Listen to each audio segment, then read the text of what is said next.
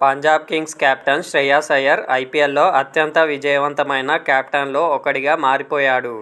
ప్రస్తుత సీజన్లో పంజాబ్ కింగ్స్ సారథిగా వ్యవహరిస్తున్న అయ్యర్ వివిధ జట్ల తరపున ఢిల్లీ, కేకేఆర్, పంజాబ్ తరపున 81 మ్యాచుల్లో కెప్టెన్గా వ్యవహరించి 45 విజయాలు సొంతం చేసుకున్నాడు. ఐపీఎల్లో కనీసం 80 మ్యాచుల్లో కెప్టెన్గా వ్యవహరించిన వారిలో శ్రేయాస్దే అత్యధిక విజయాల శాతం. తాజాగా లక్నోపై విజయంతో ఐపీఎల్లో శ్రేయాస్ విన్నింగ్ పర్సెంటేజ్ 58.22కు చేరింది.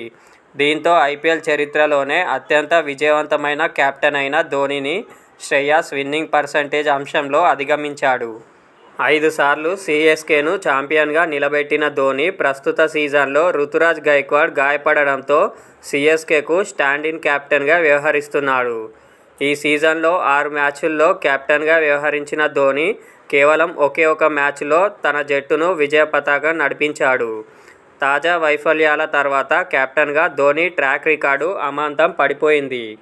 అతని విన్నింగ్ పర్సెంటేజ్ 58.82 నుంచి 57.75కు దిగజారింది. ఈ మధ్యలో వరుస విజయాలు సాధించిన శ్రేయాస్ అయ్యర్ ధోనీని అధిగమించారు.